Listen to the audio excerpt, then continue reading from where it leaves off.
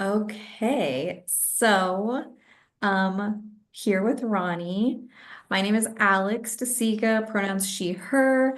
I am one of the founding board members of the South Tower CLT, and I'm Native. My background is Pascua Yaqui and Mescalero Apache on my maternal side.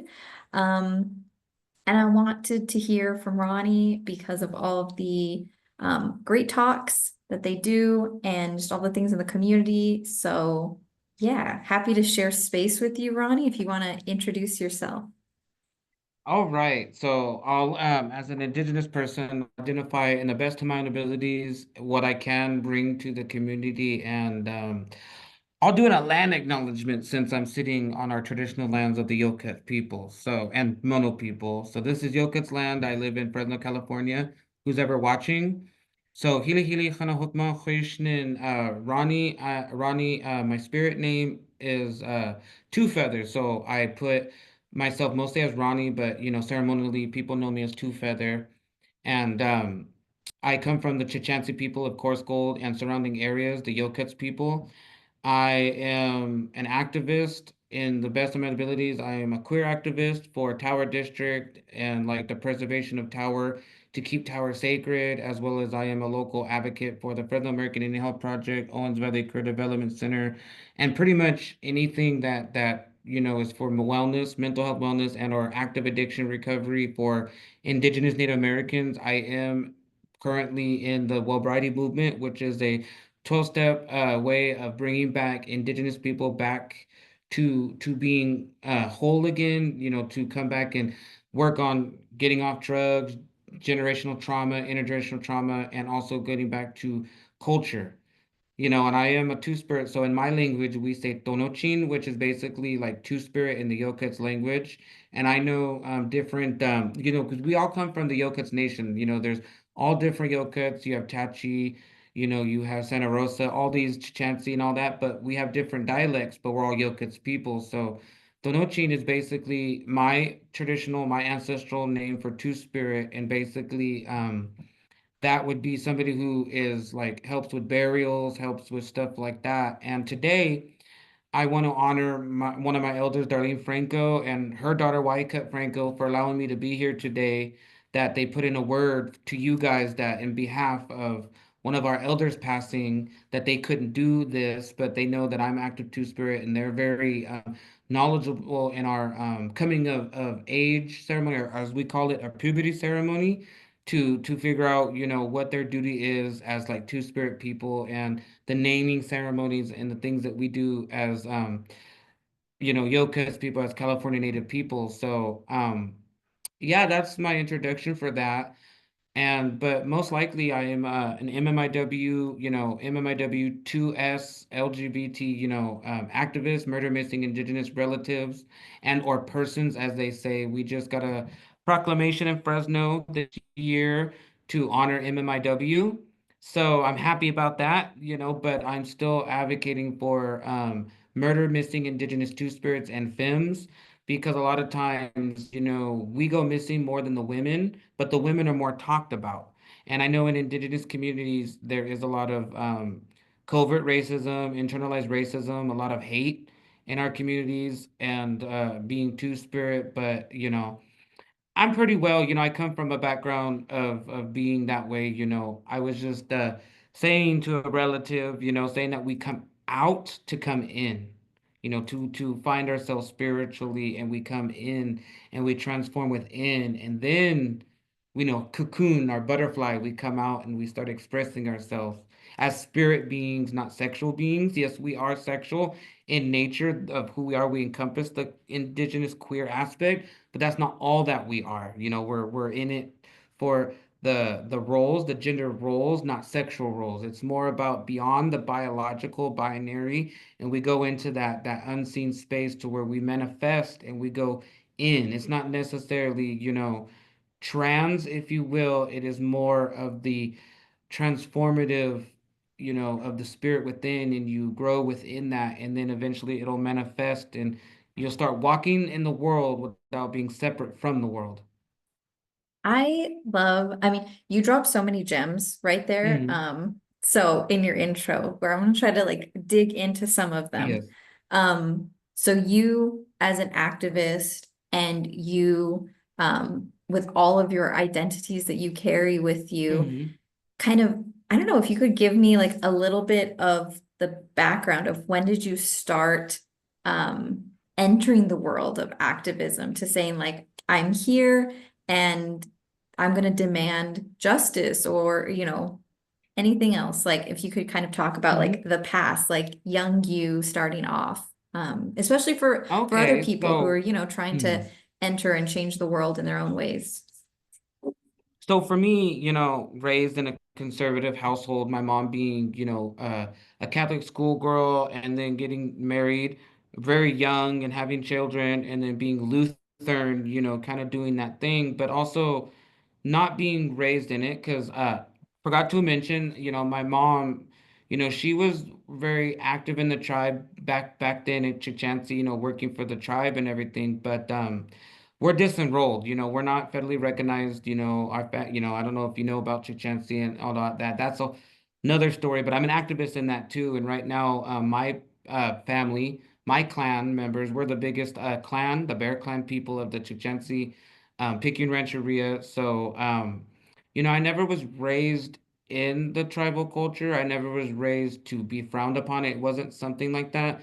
Far as my mom has told me as of recent and correlating to like my childhood is that, my mom never talked about it, growing up as a child because of the politics, and my mom kind of being like, I wouldn't label her as libertarian, but she's kind of libertarian in that sense to where, leave it alone, don't talk about it, kind of like how the boarding schools, because my mom's not a boarding school survivor. My mom, I don't come from that, but I come from the same trauma when it comes to disenrollment. They don't talk about it because we're afraid of retaliation. My mom doesn't want me to get jumped. I'm not native enough. Our people are over here, so forth and so forth. So, but coming out, I came out at 17, but I was already very femme growing up. I was always like the emo kid, wearing skinny jeans, wanting the long hair, kind of doing that kind of thing. But I never really like, frowned upon. Like I always was like, I kind of out before I knew what it was. Like I knew what being queer was, being, and I was an activist throughout my life because I started, when I was younger, I became vegan. I started doing, getting involved with like PETA and stuff like that. When I was doing those activisms, and Mhm. I started, once I started getting involved when I got older, and started learning about the Obama and, kind of getting involved with that, not really supportive of Obama, but getting into that, when that generation started turning into the, and not just seeing gay people on film, but when, gay rights started coming about, gay marriage and Prop 8, I lived in Oregon at the time, so I wasn't raised with Prop 8, but I always educated myself in that, watching videos on YouTube and I, really involved with that. And then living in Eastern Oregon on the Oregon and Washington border prior to moving to back to Fresno in 2012, they legalized gay marriage and everything. And, I think I got involved when I, through high school, and everything. I dropped out at 18, but when I discovered myself and I was going through mental health problems and everything, I got in contact with the Youth Alliance, LGBT Youth Alliance in Fresno, and, getting in contact with the, Rainbow Pride and getting involved with that. But prior to that, I was always doing Trans Day of Visibility, doing those things and really advocating for, uh, trans feminism and very, active, and when I started getting really active, when I started changing my values and becoming a more of a leftist, prior to, discovering my indigeneity and going that route, I've learned that a lot of times, the colonial government, they redefined and codified what ecology is, a lot of Mhm. ecocide, a lot of, that type of thing. Because if you think about it, majority of earth-based liberation, indigenous-based liberation, like the Zapatistas in Mexico, and you have like the Sandinistas and all that, That's the colonial government coming in and saying that it's bad medicine, it's bad government, they're going to control you, it's dictatorial, when really it's indigenous people going back and fighting their right to self-sustain and be, their own people again, and not be codependent on the government because capitalism is killing society. And due to capitalism, that's where disenrollment comes in with casinos and, the eraser of community, Mhm, and mhm. so, I had a lot of mental health growing up as a child. I was very shy. Like I said, I did the emo thing. I was a cutter, I'm gonna be honest. I used to do that, but you know, I was very smart. I was very educated, but I didn't know how to come, like I said, I didn't know how to come out. But once I came out at 17, then I started coming in. I started, Mm. manifesting and really, I, got into drugs. I started doing Molly, dropped out of high school at 18. And I did meth time to time, and I'll be a year clean, so on Congrats. this New Year's, I'll be 2 years clean. So at the Red Road Powwow, we do a Red Road Powwow every year. And a lot of our Two-Spirit relatives, our local Two-Spirit relatives, I wear my ribbon skirt. Like I have a ribbon skirt, and I'm very proud of, making way for non-queer spaces to be in spaces. I don't see myself as, well, this ain't a Two-Spirit powwow, so I'm not going to be Mhm. my true authentic self. This is a Central Valley Red Road powwow, and if I'm a Two-Spirit and I'm part of the Central Valley Indigenous community, I'm going to represent myself in the way that Creator intends me to be and how my ancestors walk with me and through me. So that's a little Mhm. I bit about mean, how I manifest in a nutshell. It's not really too detailed, but really I've been an activist on the front lines. I've protested, ever since I came to California. I've got involved. I've done phone banking for Bernie Sanders. I've, gone on the bandwagon for him. I've actually, went to the rallies when he came to Fresno City College. And, I really got involved with that. And I was mhm. really, helping people get on the Fresno board. I also helped protest when our relatives, for S Valley, I was there talking to the board when Mhm. they were in Fresno. I've also helped take the mascot away for Fresno High School. I was there for that. And then I also, also do a lot of feedback with the Fresno American Indian Health Project, where I go to the CAC meeting, which stands for Community Advisory Committee. That's every third Monday of every month. And I represent a lot of like there's a program within the program called the Red Warrior Project. I don't work for them. I'm just an advocate, and I do a lot of advocacy work for them. And I always put my two cents in for my Two-Spirit community and NIAC, which stands for Native American Young Adult Committee from ages 18 to 28. I have one more year. I'm 28, and I just turned 28 on Day of the Dead. So I'm young. I'm manifesting into that next generation of my community. So doing this work is really good because I'm trying to make spaces for the allies to know, hey, we're here, work with us, but also put us in your advocacy work. Always know that Two-Spirit people, without us, there would be no homosexuality. There would be no, because colonially, those are terms that they put on us. Like in our languages, we don't have transphobia, we don't have queer, we don't have, lesbian and gay. Not that lesbian gays are devalued, in that fight, because, they're a part of us, they are one with us. But at the same time, due to being Two-Spirit, being Tonochin, being our, Nalaje, Winkte, and, the Cree people are another one that you probably see in media that talk a lot about Two-Spirit, Mhm. Aquio, and it's basically we're neither man nor woman. And when we go into the afterlife, there is no fixed forms. We're just spirit, we're just an ancestor.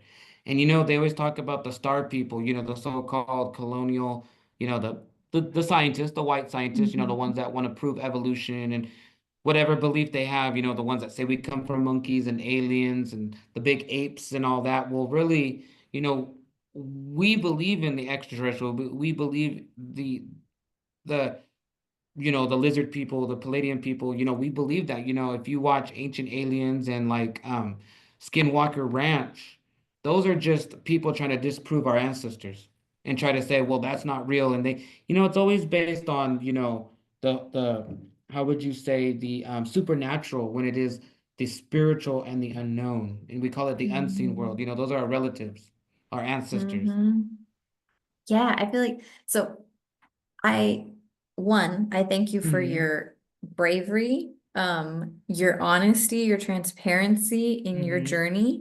And it sounds like you, in a lot of ways, were coming back home, like Mm-hmm. home to yourself, home to your culture and the spirituality, Mm-hmm. and how that now is really the Mm-hmm. fire, like that keeps you going That's in your that's work. good. That's good that you say that because my family's been in the Central Valley for many years. Like my grandma, like I hail from Mary Strongbach and Tom Jones, and we're one of the original family that was on the land, before colonization and before the casino and everything. And I'm found out through my mom on my grandma's side that I'm fourth generation, that my grandma's only four generations, and I'm first generation, fourth born, a child because my mom has three other kids, two boys and one girl, and then there's me, and there's that, and then of course I'm actually the oldest out of all my nieces and nephews and my cousins. I'm actually old, not by many years, because my oldest nephew is I think 24 now and 28, so it's like 4 years difference. But I'm starting to manifest and be that next generation, of my family. And my dad, I didn't really know much about my dad's side of the family, but from what I've learned is that, or what I've learned from my uncle, from what he told me, and from what like some of my aunties told me, that my nana, she was from the Mississippi people of the Mississippi Choctaw on the Trail of Tears #2 before, when they came into Oklahoma. So a lot of people, they don't really talk much about like the Choctaw people, the Choctaw people, because it's always, the Choctaw Nation.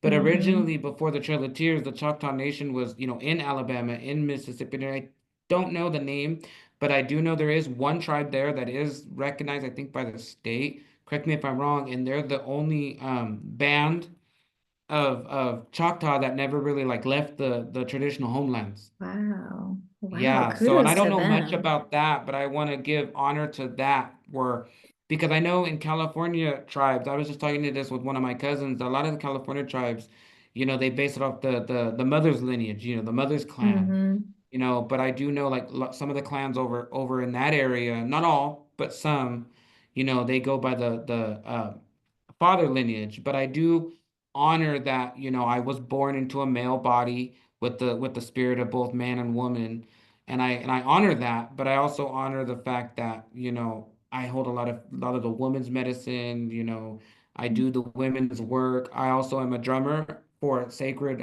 Circle Drum, and that is if you will, that is a community drum for the Federal American Alberta. That's the people's drum. It's not a powwow drum. It's not a Pacific Nation drum. All nations are on that drum. And as a two-spirit person, as somebody who's traditional to the best of my own abilities, I'm honored to be, on that drum, and the drum keeper is Delane Bill, and he's our cultural support specialist for the Federal American Indian Health Project. And, he teaches really good medicine. He teaches wellness, indigenous wellness. It's not based on any 12-step program, but it is in a good way, holistic health about generational trauma. And, he's pretty much a very well-known, I would say he's an activist too in my book, because he does travel, when people say, hey, we're having an MMIW like prayer circle, can you come drum for us? Or hey, Fresno State, we're having our MMIW, awareness, the Red Ribbon Mm-hmm. Day,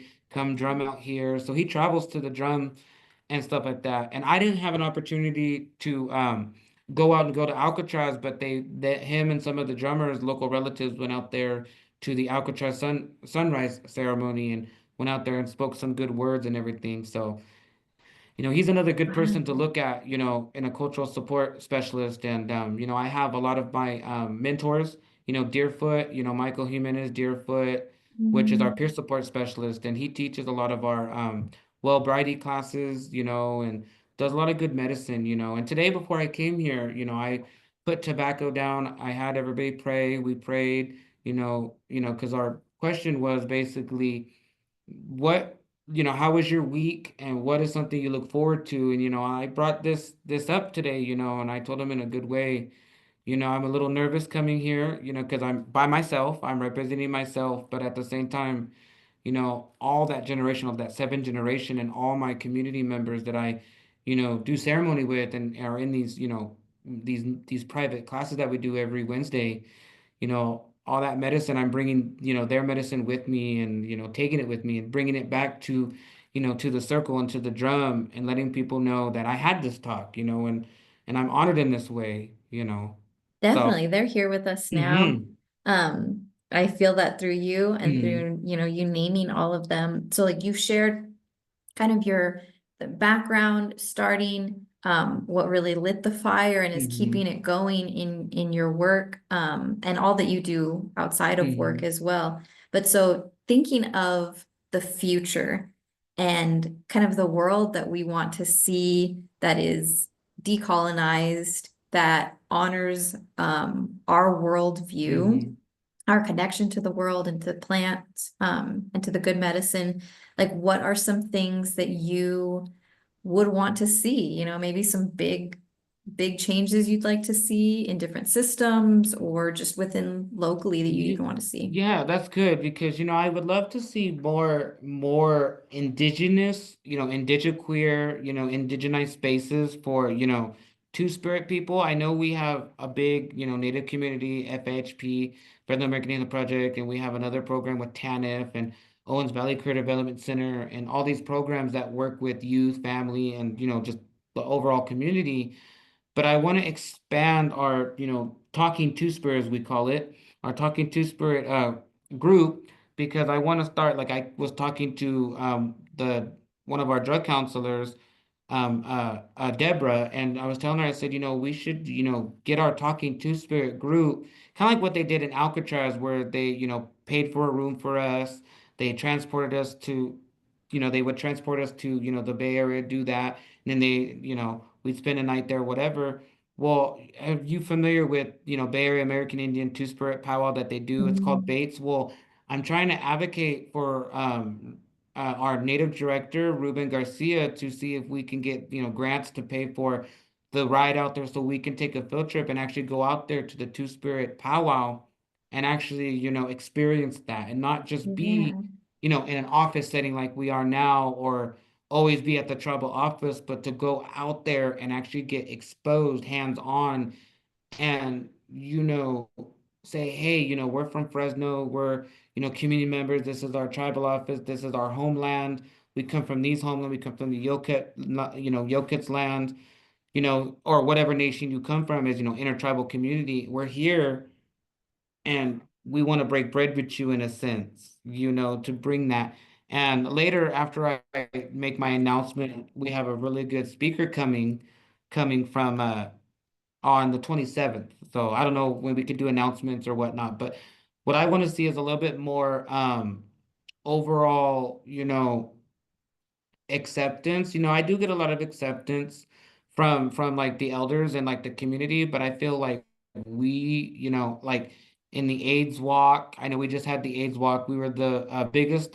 We got a plaque for West Care from West Care Living Room because we were the biggest participant team to have signed up. So we got a plaque for that. Woo, that was pretty cool. Mhm. But I wanna,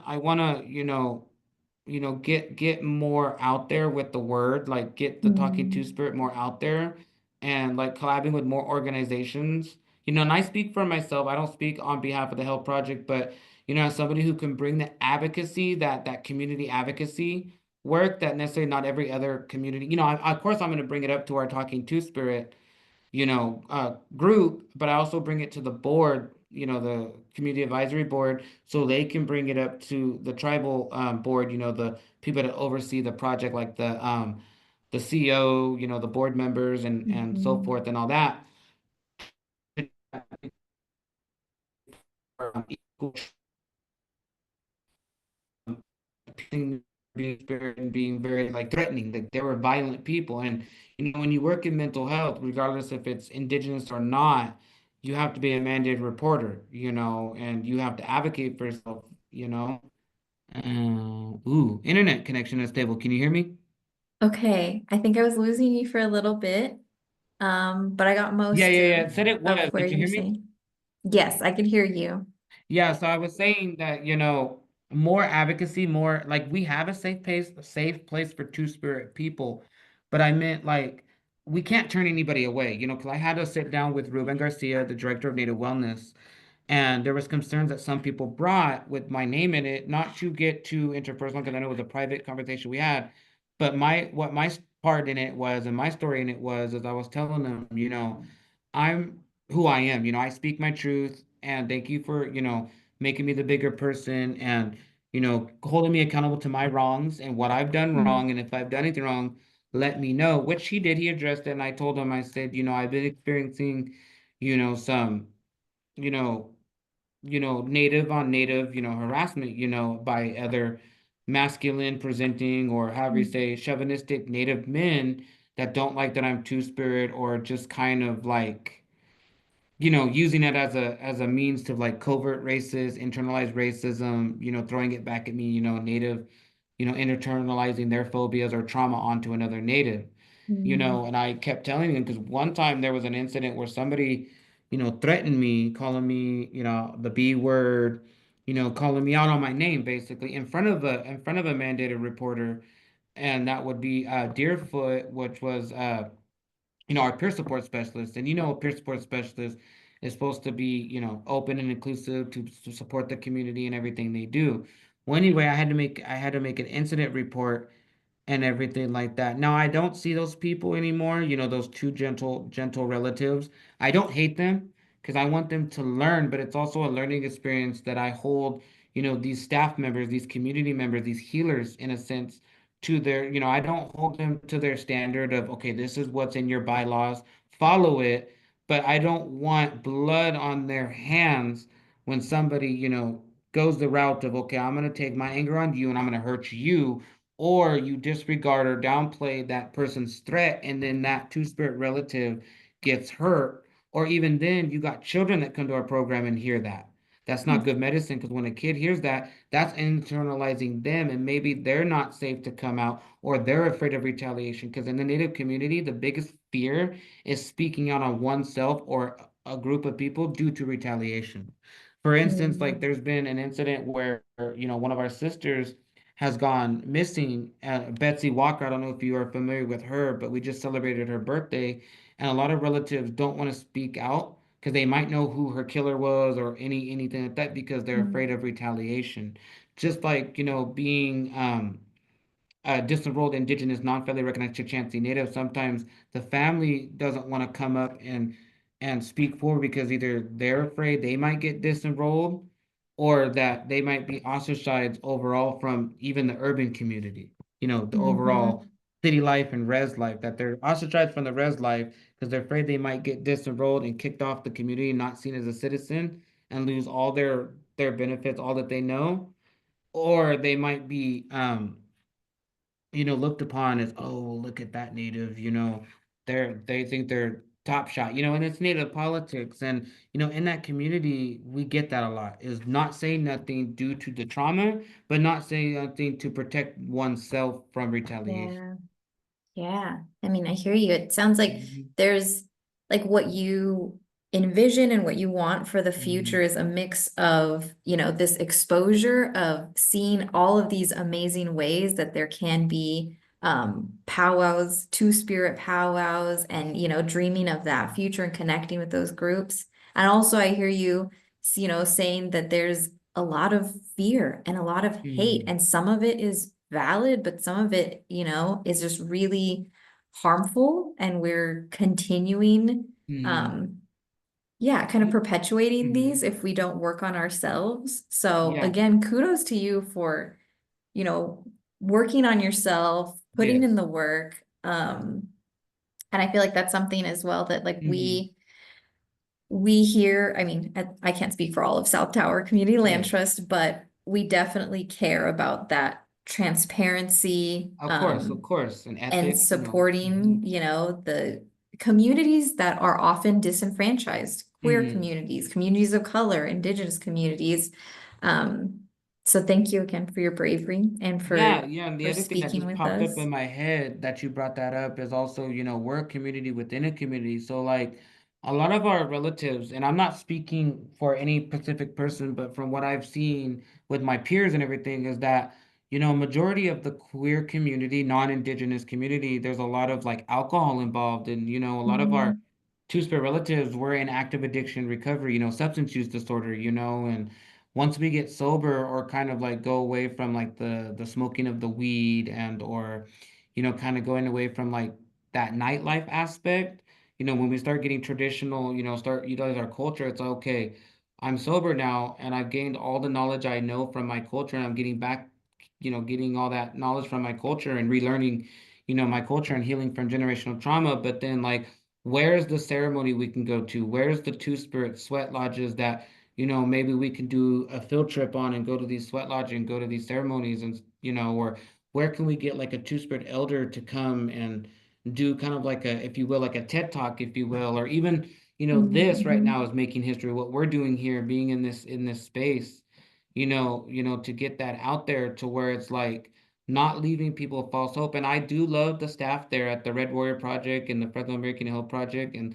the clubhouse and everything they do, but they're not like we have our allies, but we don't have our two spirit. Where can we get a two spirit to represent like the two spirit community? It's good to have our allies and to have our straight allies and our cisgender allies, but not everybody is like, for instance, Juliana, she's our lead navigator for the Red Warrior Project, and during our queer talk, they called her and they said, well, can you speak on queer talk?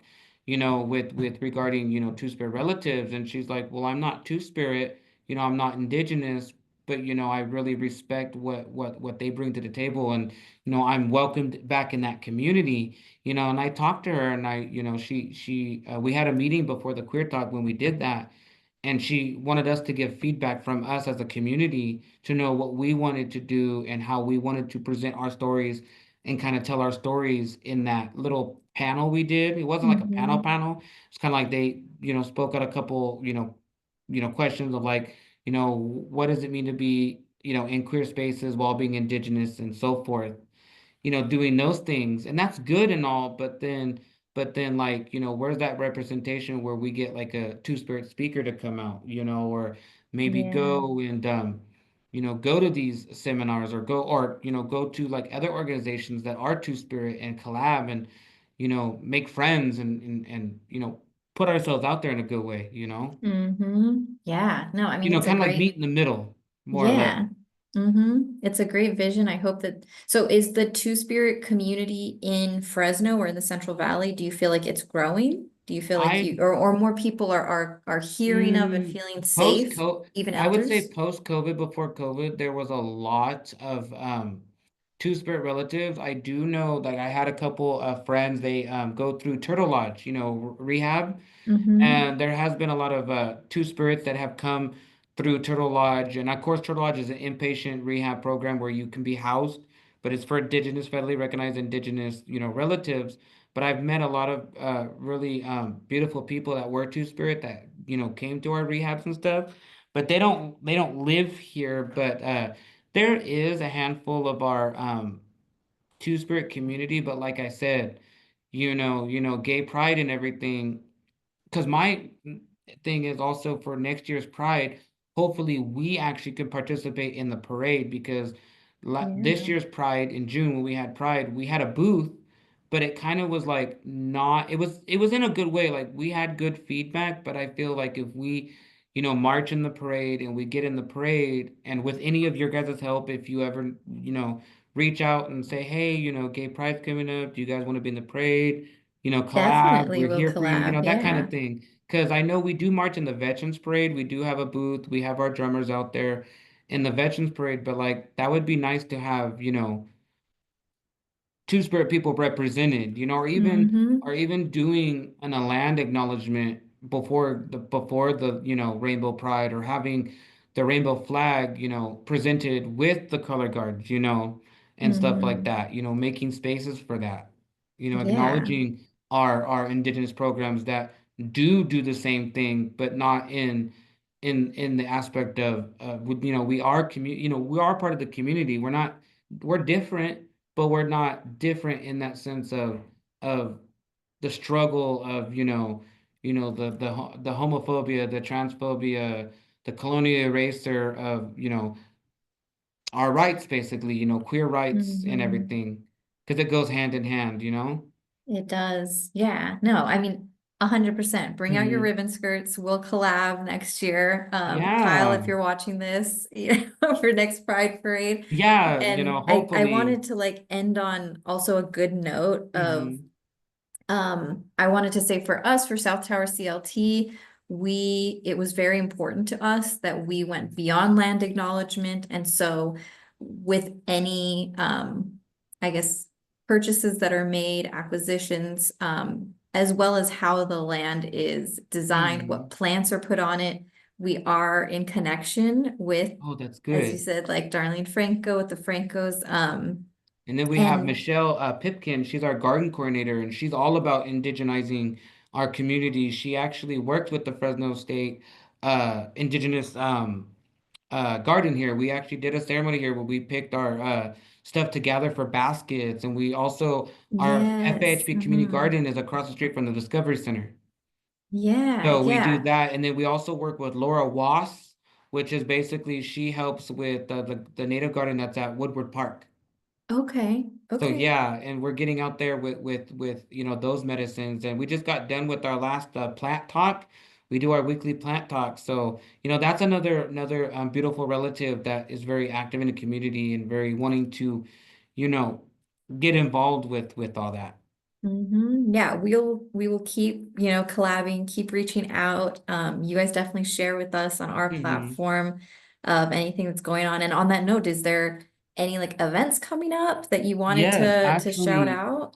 Well, first and foremost, if anybody of the age of 18 to 28 wants to get involved with Red Word Project, which is a project within Fresno American Health Project, tomorrow, because it's every third Thursday of each month, tomorrow we're having our holiday potluck. NIAC stands for Native American Young Adult Committee. It's from ages 18 to 28. So if you know anybody within those ages, and it doesn't have to be indigenous people, but we are an indigenous organization. But if you are looking for that space, to be around people that are your age, that you want to learn from Native community, or maybe, you want to collab and, put that good energy. But right here, I'm looking at our flyer. You can look this up on our Facebook page, the FHP Facebook page. And it says our Talking to Spirit, which is every fourth Friday of every month, says our December meetup will feature guest speakers Christina Padilla, who identifies as they, them, Two-Spirit educator, advocate, speaker, and author. Talking Two-Spirit is a place for all of our Native community who are part of the LGBTQ plus community and allies. Join us for our Talking Circle, the creation of a small craft and light snacks. Come share ideas, network, gain resources, connect, eat, and have fun. December 27, 2024 from 2:30 to 5 p.m. at, 1551 East Shaw Avenue, which is Suite 121 at the Fresno American Native Project. And if you have any questions, also you can look this up online. But if anybody has any questions, you can contact Juliana Rios, and her email's on there, and then the number's on there, and it's option 4.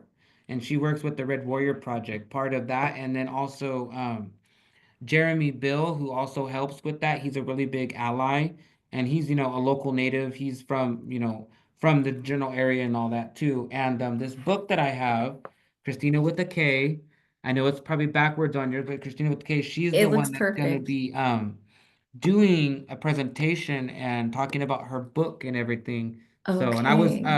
I was blessed by Juliana to actually get this book a little early, and I'm friends with her on Facebook. And I actually advocated for her to be here, not her personally. I just advocated in general to have somebody like her and the things that she does to come speak on our behalf. And Juliana has read this, and she personally contacted. So she actually met some of our relatives like Deerfoot, aka Michael Jimenez, and Deborah, because they did I don't know if you're familiar, but they did a CCAP sobriety meeting over there where they did like a first ever first annual drag show, and they featured the Two Spirits. and she was there Wow, speaking. So, and nice. she, if you look her up, she comes from a lot of different backgrounds, very highly educated in wellness, recovery, and two-spirit organizing and stuff like that based out of Sacramento. And she is a public speaker. She does that permanently. She's always traveling. So, and that's who's going to be Awesome. speaking on the 27th, and then tomorrow is our NIAC meeting, our potluck. So, Okay, and and we're all of this looking can be forward to people in there, found. like in the NIAC. Mhm. Last NIAC we did a suicide prevention training and stuff, and they've taught us Narcan training. They've, Oh, done nice. all that kind of stuff too. So they do things. And in our Two Spirit, we've done prayer ties, we've done hide rattles. We've had one of our relatives, Jenny Garcia. She is our family advocate. She came in and did a presentation on, ribbon skirts and what it means, a ribbon skirt. And then we had what's her name? Hasil.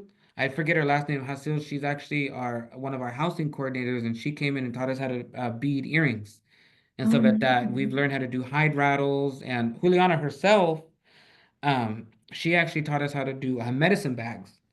And during the time we did Queer Talk, we taught some of the students how to do the medicine bags and stuff. So, we do little things here and there with the community, Mhm. but it's good to see new faces and stuff. So, Yeah, I love it. Thank you. And like again, so all of this can be mhm. found on the Facebook page or Yes, Instagram. Facebook and Instagram. We also have a YouTube channel as well. There's a couple new videos Okay. out there and stuff like that. Like some of our queer, are not queer, some of our garden uh videos that Michelle Pipkin has done is actually uploaded on there, and you can learn about the plants.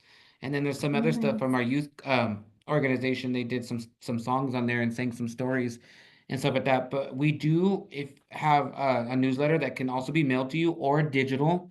It's digital now. I don't prefer digital. I'm still old school. I'm young but old school. I like to get the paper one because I like to keep it with me. Wi-Fi crashes. I still got the one in Mm-hmm. person. But yeah, mostly our flyers are put in for Facebook or Instagram, and then also our a lot of our cancellations, like if our flyer's been postponed or canceled, they usually post it on the Facebook with our outreach team. Our media team is really good Okay. at that. So Perfect. Good to yeah, know so then. good with that. So Facebook and Instagram is very, very where we post a lot and stuff. Awesome. Thank you so much. Thank you so much for Yeah, talking with thank us you. today. And yeah, I hope whoever watched this, you guys can reach out, interact with the organization. And I'm going to stop recording now. Yes.